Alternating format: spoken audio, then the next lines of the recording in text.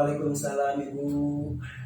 Sebelumnya saya mohon maaf jika saya mengganggu di sela-sela kesibukan Bapak. Saya meminta waktunya untuk kita berbincang, berdiskusi sedikit mengenai apa yang akan saya pelajari dalam kegiatan wawancara hari ini. Terima kasih Ibu. Sebenarnya tidak ada yang harus dipermasalahkan Bu, karena bagaimanapun kita harus selalu siap, apalagi menghadapi mungkin apa yang kita Ibu tanyakan saat ini. Saya siap, insya Allah. Mudah-mudahan bisa menjawab Bu ya.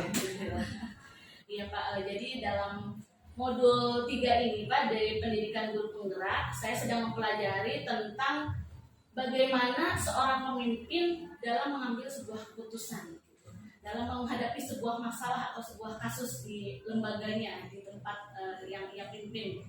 Mungkin selama Bapak menjadi kepala sekolah di UPTDS Daerah Makassar ini, apakah Bapak pernah menemukan suatu masalah atau suatu kasus yang Bapak harus mengambil sebuah keputusan untuk penyelesaiannya? Ya, tentunya masalah pasti ada Bu. Apalagi kita yang namanya di dunia pendidikan ya Bu. Cuma mungkin permasalahannya harus kita pilah-pilah ya Bu ya. Oh iya Pak. Jadi bagaimana Bapak dapat mengidentifikasi kasus-kasus yang merupakan dilema etika dan juga bujukan moral gitu Pak? Nah, di sini untuk masalah yang mungkin Ibu tanyakan di sekolah banyak Bu, cuman kami di sini untuk permasalahan biasanya yang muncul di sekolah, biasanya saya melakukan pengamatan Ibu ya terhadap permasalahan yang muncul, yaitu melalui mendengar, kemudian menyimak pembicaraan, mungkin juga termasuk dari informasi-informasi yang tersebar. Seperti apa sih permasalahan yang muncul itu? Kemudian siapa saja yang di dalamnya terlibat dalam permasalahan. Saya biasanya berupaya mencari tahu permasalahan yang muncul itu termasuk ke dalam permasalahan seperti apa.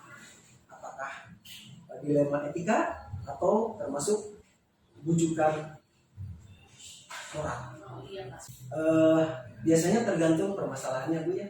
Biasanya tadi seperti disebutkan, yang pertama adalah dilema etika. Biasanya dilema etika itu sebenarnya kalau guru lah contohnya, itu sebenarnya guru itu tidak mau terjadi seperti itu.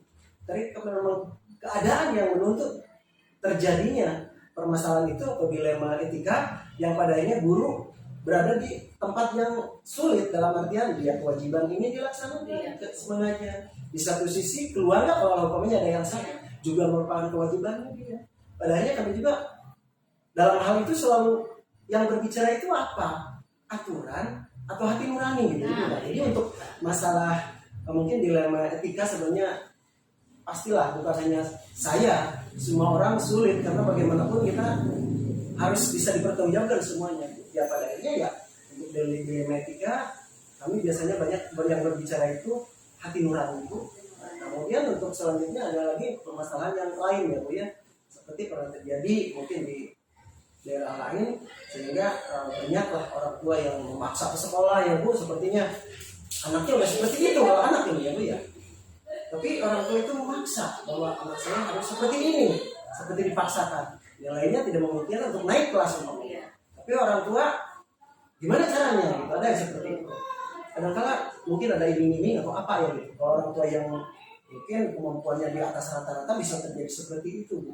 Jadi di satu sisi kadang-kala kami sekolah Bu memang tidak berdaya untuk menolak kadang-kadang apabila sudah seperti ini. Loh, so kalau anak saya naik, saya nanti ini itu kan bisa menghibur tadi ya.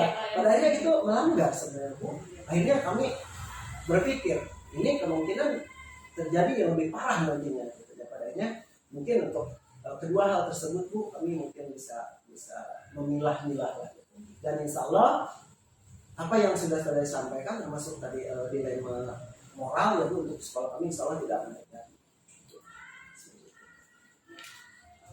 Jadi Bapak biasanya ini sendiri ya Pak ya, melihat siapa yang terlibat, tadi disebutkan siapa yang terlibat, lalu bagaimana duduk permasalahannya, sehingga Bapak bisa membedakan mana yang termasuk dilema etika atau bujukan moral seperti itu ya. Emang kadang banyak ya Pak dilema etika yang terjadi di antara guru, termasuk saya sendiri kadang. Betul.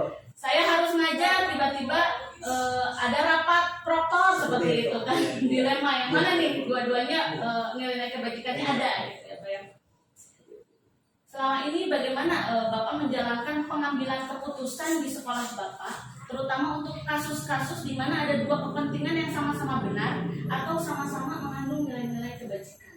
Berarti di sini mungkin ranahnya masuk ke dilema etika Ibu ya. Di sini apabila terjadi kasus-kasus yang mengandung dua kepentingan yang sama-sama benar ya Bu ya, seperti tadi kan gitu yang Ibu sudah sampaikan. Nah biasanya cara yang diambil yaitu dengan mengambil keputusan yang tidak merugikan pihak sekolah, kemudian juga tidak merugikan nama baik sekolah, dan serta yang paling utama adalah sebisa mungkin harus berpihak kepada kepentingan siswa, juga mampu dipertanggungjawabkan konsekuensi seperti itu. Ya, betul sekali. Sangat penting memang ya Pak, harus memperhatikan kebutuhan siswa. Siswa pada akhirnya yang utama. Jadi setelah siswa terlayani bisa berangkat. Jadi seperti itu. Langkah-langkah atau prosedur seperti apa Pak yang biasanya Bapak lakukan selama ini dalam pengambilan keputusan? Biasanya saya mengambil langkah-langkah dalam memutuskan suatu masalah itu dengan menganalisis kebermanfaatan bagi sekolah, mengumpulkan fakta-fakta, mempertimbangkan kebenaran apakah kasus ini melanggar norma hukum atau kode etik, lalu melakukan diskusi dengan rekan-rekan guru dan pihak-pihak terkait serta meninjau ulang putusan yang telah ditetapkan seperti itu. Selama ini Pak ya, hal-hal apa saja yang Bapak anggap efektif dalam pengambilan keputusan pada kasus-kasus dilema etika? Untuk hari ini ya Bu, hal-hal yang dianggap efektif dalam pengambilan keputusan adalah dengan berdiskusi bersama pihak terkait untuk dapat mengambil sebuah keputusan. Walaupun pada akhirnya, karena saya mungkin sebagai kepala sekolah yang akan memutuskan sendiri apa yang untuk yang baik untuk sekolah dan harus saya pertanggungjawabkan sehingga tidak menimbulkan kasus atau permasalahan di sekolah. Jadi membangun komunikasi ya Pak. Betul, iya dengan mungkin bisa juga dengan pihak luar ini.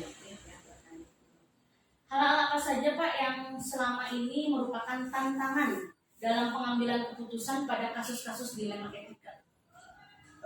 Untuk kali ini ya Bu, hal-hal yang menjadi tantangan untuk mengambil keputusan dalam dilema etika adalah jika saya harus memutuskan kasus yang berkaitan dengan perasaan seseorang, kemudian karena itu sangat sulit ya Bu ya kalau berbicara tentang perasaan pribadi seseorang juga seperti itu. Kemudian untuk diri sendiri juga, termasuk yang paling utama tentu kepentingan sekolah Bu. Sangat dilema sekali kalau sudah Betul. berurusan ya Pak ya. Hati nurani kembali lagi. Betul. Apakah Bapak memiliki sebuah tata kala atau jadwal tertentu dalam sebuah penyelesaian kasus dilema etika? Apakah Bapak langsung menyelesaikan di tempat atau memiliki sebuah jadwal untuk menyelesaikannya? Bentuk atau prosedur seperti apa yang biasanya Bapak jalankan? Ya, untuk jadwal ada tentu Bu ya, karena bagaimanapun untuk permasalahan yang mungkin tadi digolongkan ada dua permasalahan yang mungkin cukup pelik lah di sekolah, yaitu seperti tadi yaitu masalah dilema etika, kemudian rujukan moral. Ini yang diangkat mungkin yang sekarang yang dikedepankan adalah untuk masalah dilema etika ya Bu ya. Nah di sini tentu jadwal ada. Kemudian untuk hal-hal yang seperti ini kadang-kadang muncul kasus atau dilema etika yang harus secepatnya diselesaikan tergantung pada permasalahannya. Baik itu menyangkut masalah dengan siswa atau dengan sesama rekan guru, kami guru dengan kepala sekolah. Kadang-kadang ada Bu yang muncul permasalahannya kita selesaikan saat ini. Tapi jadwal untuk kelanjutan juga ada. Kami insya Allah tiap hari Sabtu juga biasanya kami berkumpul dengan rekan-rekan guru. Di antaranya adalah memecahkan permasalahan yang ada kaitan dengan masalah dilema etika. Karena biasanya guru itu banyak sekali kepentingannya. Sementara kami juga sangat mengutamakan kepentingan siswa gitu. Jadi kembali lagi Bu, permasalahan yang sulit juga. Jadi adanya jadwal ada ya Bu. Jadi kami tiap hari Sabtu secara rutin kalau memang tidak ada kegiatan yang bisa menghalangi kegiatan tersebut, biasanya kami berkumpul dengan rekan-rekan guru diskusi tentang hal-hal yang berkaitan dengan dilema etika, terutama hingga kami bersama-sama memutuskan langkah apa yang harus kita ambil secara bersama-sama. Cuman insya Allah lah masalah jadwal dan kegiatan selanjutnya untuk masalah dilema etika dilakukan gerakan bersama dan insya Allah guru semua akan mengerti. Gitu. ya betul. Jadi untuk jadwal khusus ada ya Pak Ada, ya, ketika guru-guru yang menghadapi kasus atau masalah dilema etika itu bisa dikonsultasikan dengan Betul, Bapak. iya. Tapi juga kondisional mungkin ya seperti Betul, tadi Bapak betul. sampaikan. Iya. Kalau memang harus saat itu juga Siap, ya. itu juga diselesaikan, diambil keputusan Iya. gitu. Selanjutnya Pak, adakah seseorang atau misalkan faktor-faktor apa yang selama ini mempermudah dan membantu Bapak dalam mengambil keputusan pada kasus-kasus dilema etika? Ya, tentu ada ya Bu ya, karena kami di sekolah mungkin walaupun kepala sekolah tidak bisa serta-merta Ibu mengambil keputusan sendiri ya Bu ya. Tentu dari rekan-rekan juga biasanya kami meminta masukan bagaimana ini sikap permasalahannya seperti ini gitu. Nah, jadi untuk permasalahan seperti itu Bu, jadi, kami biasanya minta bantuan juga kepada rekan-rekan guru yang ada di sekolah, seperti apalah ini permasalahan seperti ini. Jadi mereka juga ikut mencari solusi lah bagaimana supaya permasalahan ini tidak menimbulkan, udah ada masalah malah menimbulkan lagi masalah berikutnya. Nah, jadi tentang permasalahan yang berkaitan dengan masalah kasus dilema etika Bu, sehingga kami dalam menentukan gitu keputusan setelah didiskusikan juga sama-sama dengan teman-teman, kami bisa lebih mudah gitu, dan bisa dipahami dan disetujui oleh bersama karena memang itu adalah keputusan bersama gitu. Walaupun pada akhirnya yang mengambil keputusan Saya Bapak, iya, tapi betul.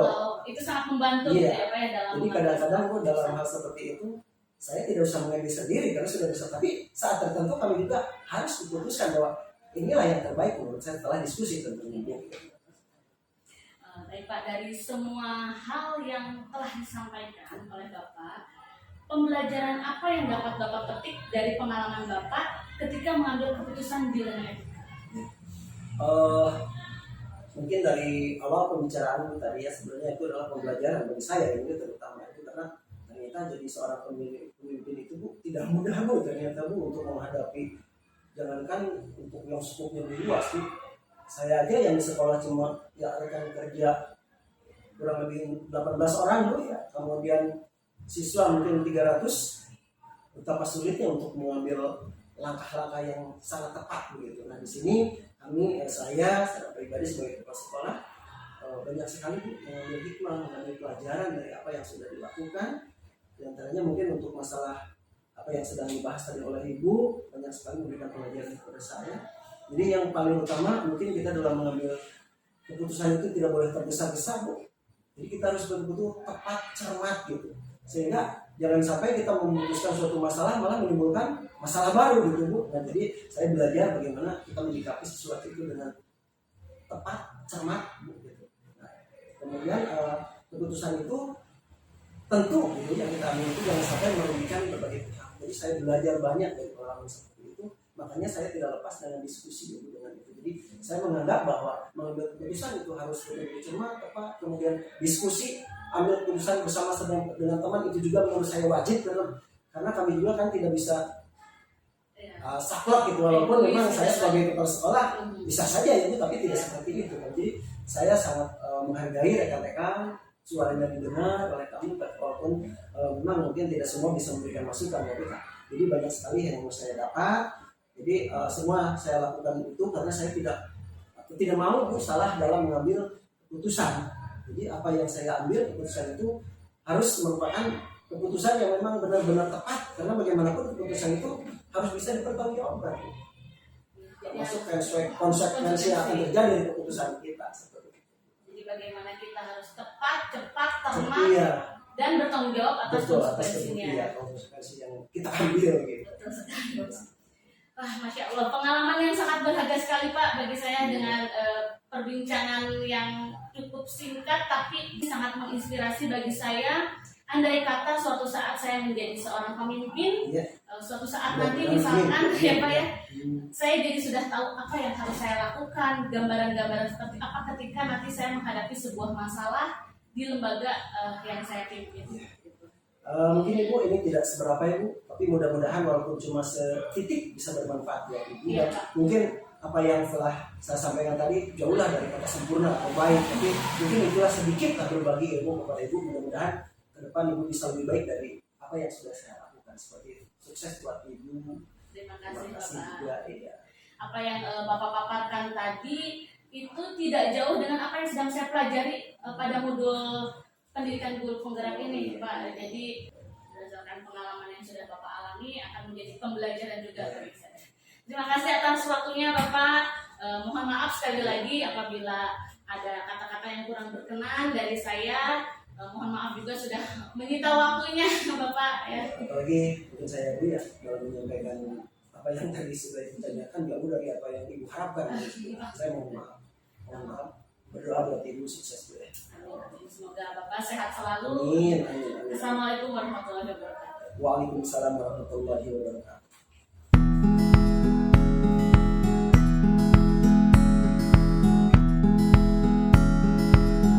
Assalamualaikum Ibu. Waalaikumsalam. Apa kabarnya? Alhamdulillah baik. Ya, Ibu perkenalkan, saya Irma Maulia dari PPDSD 5 Mekarsari. Kebetulan saat ini saya sedang melaksanakan kegiatan pendidikan guru penggerak angkatan 6 Ibu.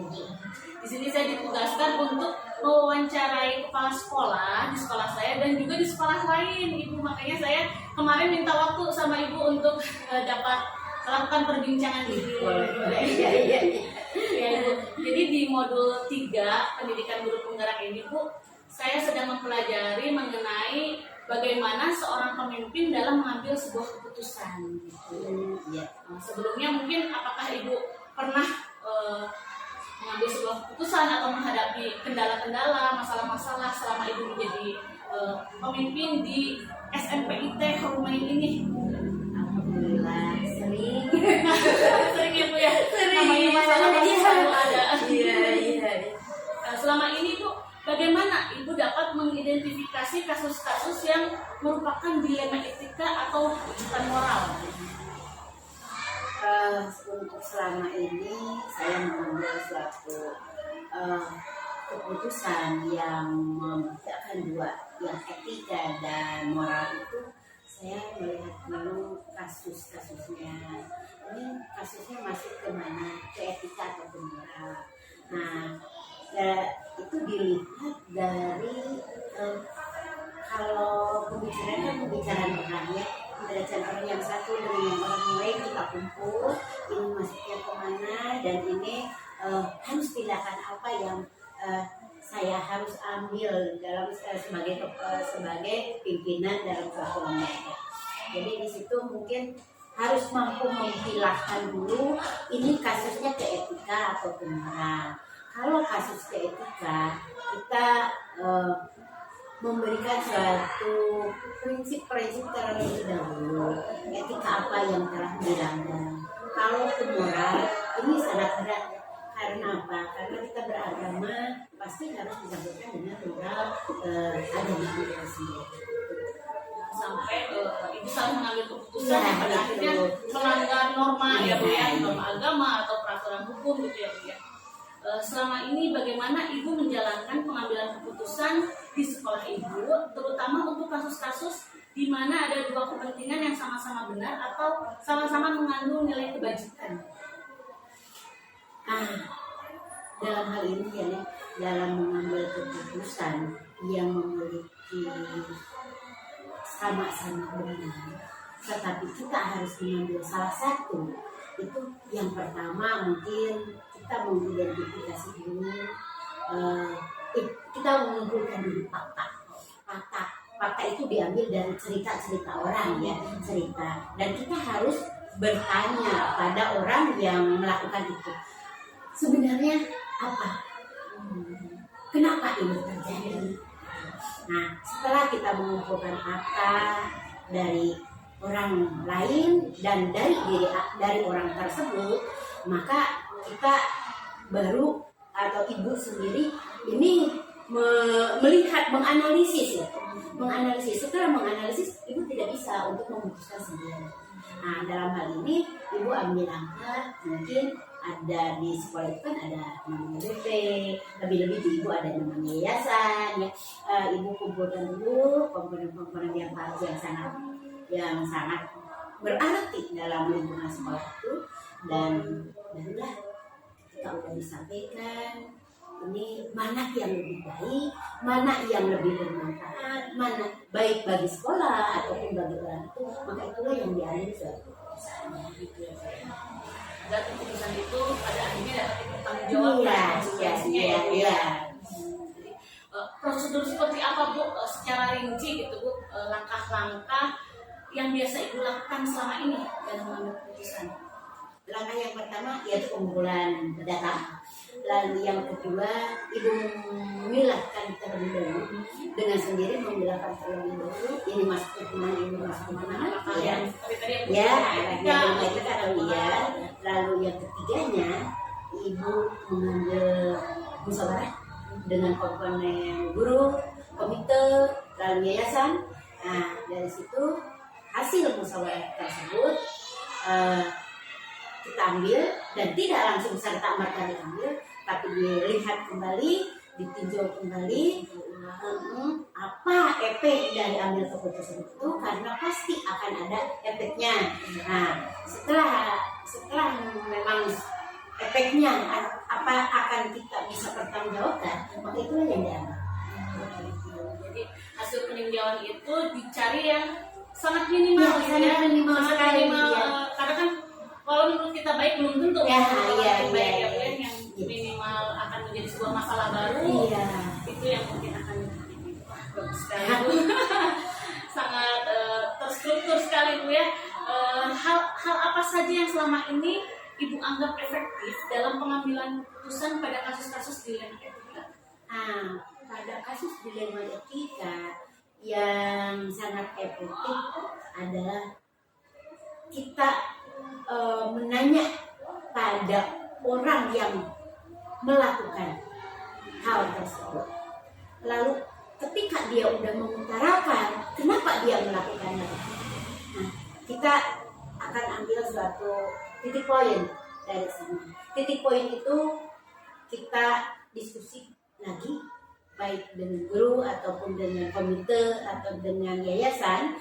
Nah, setelah titik poin itu dianggap bagus, diambil kita keputusan, kita tinjau ulang lagi ke sampingnya, karena pasti ada dampak yang akan timbul, baik dampak dari pihak ketiga ataupun dampak dari yang lain. Maka kita ambil dulu orang yang berkaitan dengan masalah itu untuk duduk bersama.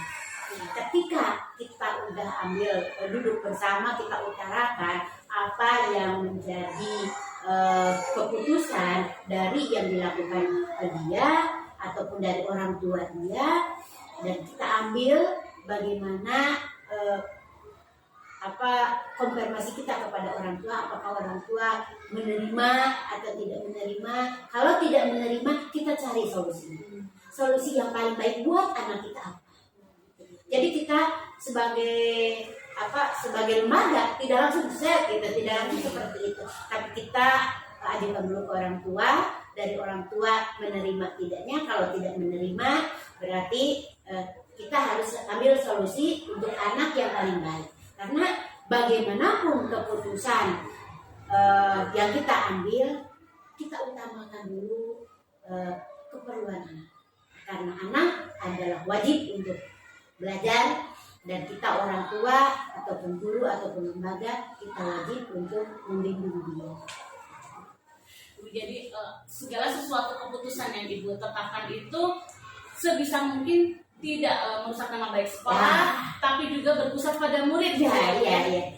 Nama baik kan lebih utama. Jadi makanya pihak ketiga lah yang suka seperti itu. Mencari celah atau bagaimana ya. Jadi masuk. betul, memang harus pintar-pintarnya seorang pemimpin yang mungkin mengambil sebuah keputusan dan mempertanggungjawabkan yang namanya. Hal-hal apa saja yang selama ini merupakan tantangan Ibu dalam mengambil keputusan pada kasus-kasus di luar kita? Tantangan yang paling berat adalah melawan egoan kita. Itu tantangan yang paling berat. Karena di lain pihak kita sebagai pemimpin, dan kita tidak mau lembaga atau yang dipimpin oleh kita tersorot walaupun itu hal-hal yang sama-sama baik, tapi tetap akan ada hal seperti itu. Jadi perasaan. Jadi kita melawan suatu perasaan, melawan ego, melawan segala macam, dan itu harus dikesampingkan demi memutuskan sesuatu hal yang lebih baik untuk siswa sendiri dan nama baik kita. Iya. Itu nama baik sekolah, nama baik semua lah, nama baik orang tuanya harus dijaga, nama baik anaknya lebih baik, nama baik sekolah juga paling utama, Iya, gitu. Karena untuk masa yang akan datang itulah gitu. Itu mungkin. Ya, apakah Ibu memiliki sebuah tata kala atau jadwal tertentu dalam sebuah penyelesaian kasus dilema etika? Apakah Ibu langsung menyelesaikannya saat itu juga di tempat atau memiliki sebuah jadwal untuk menyelesaikannya? Bentuk atau prosedur seperti apa yang selama ini Ibu jalankan? Kalau tentang etika, saya tidak bisa memutuskan langsung di tempat. Kenapa? Karena dalam etika itu kita harus benar-benar mempertimbangkan berbagai pihak, baik pihak anak, pihak orang tua, pihak sekolah, dan pihak semuanya, terutama pihak luar gitu, pihak lingkungan sekolah. Jadi di sini kita harus benar-benar tertib dengan etika ini.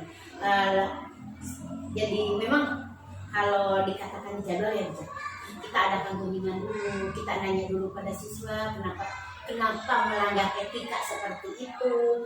Terus setelah itu kita ambil suatu sidang, ini etikanya seperti ini, kita pertimbangannya seperti ini, lalu kita manggil orang tua, itu jadi sidang lagi. Mungkin itu ada waktu, jadi tidak harus ini kejadian seperti ini, hari ini, ya itu tidak bisa itu kalau etika. Nah, jadi ada tahap-tahapnya, itu lebih-lebih kalau etikanya yang sangat berat, sangat berat. Jadi minimal dalam satu hari tidak 1 jam gitu. Jadi bisa. Jadi gimana pelanggarannya? Etikanya tahapan rendah, ya kita bisa dalam 1 hari. Kalau etikanya tahapannya tinggi, ya kita harus dikaji ulang. Karena efek samping itulah yang akan merusak nama baiknya. Selanjutnya Ibu, adakah seseorang atau faktor-faktor yang selama ini mempermudah Ibu atau membantu Ibu dalam pengambilan sebuah keputusan dalam kasus-kasus dilema etika? Ada. Kenapa? Kenapa ada? Karena pertama sekolah Ibu ini adalah sekolah berbasis pesantren. Disitulah sangat berperan sekali yang namanya yayasan. Kebetulan sekali yayasan itu adalah seorang kiai. Jadi etika dan moral itu sangat tinggi, sehingga yang sangat mempermudah Ibu dalam menyelesaikan masalah ini, kita berkonsultasi dengan yayasan itu. Itu sangat membantu. Iya, sangat membantu sekali. Gitu. Dari semua hal yang telah Ibu sampaikan sebagai seorang pemimpin ya Bu, seorang kepala sekolah di SMPIT Haromain ini, pembelajaran apa yang dapat Ibu petik dari pengalaman Ibu mengambil keputusan dilema etika? Pengalaman yang sangat berharga buat saya pribadi, yaitu pertama, saya harus menjadi orang yang sama.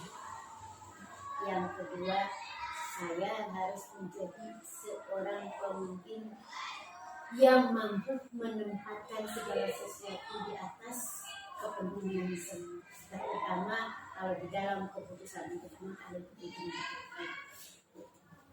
Itu mungkin yang paling utamanya dalam pengambilan keputusan. Jadi ya seperti itulah gitu. Kita tidak serta-merta lah, ego yang kita punya harus dikesampingkan. Masya Allah Ibu. Alhamdulillah sekali perbincangan kali ini tuh sungguh sangat menginspirasi saya Ibu. Jadi saya semakin paham mengenai modul 3 dalam pendidikan guru penggerak yang sedang saya pelajari saat ini. Terlebih lagi ketika saya mengamati pengalaman-pengalaman Ibu dalam mengidentifikasi masalah serta mengambil sebuah keputusan, itu sangat rinci, detail, dan dipertimbangkan untuk di masa yang akan datang akan seperti apa hasilnya. Kelak semoga ketika saya dihadapkan pada sebuah situasi yang mengharuskan saya mengambil sebuah keputusan, saya jadi sudah tahu langkah-langkah seperti apa yang harus saya laksanakan nantinya.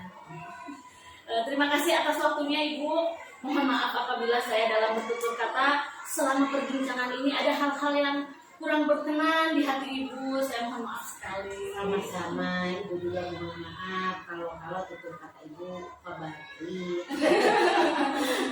Ya namanya bicara gitu ya, mohon maaf juga kalau tapi itu hanya sebagian kecil, yang lebih luasnya nanti akan teralami dari Ibu sendiri ketika Ibu menjadi seorang pemimpin. Insya Allah Ibu doakan semoga jadi seorang pemimpin yang bijaksana, pemimpin yang berpihak pada siswa, pemimpin yang bisa menjaga nama baik sekolah, menjadi tauladan. Amin, terima kasih Ibu. Sehat selalu untuk Ibu, salam untuk keluarga di rumah. Ya, sama-sama, guru hebat.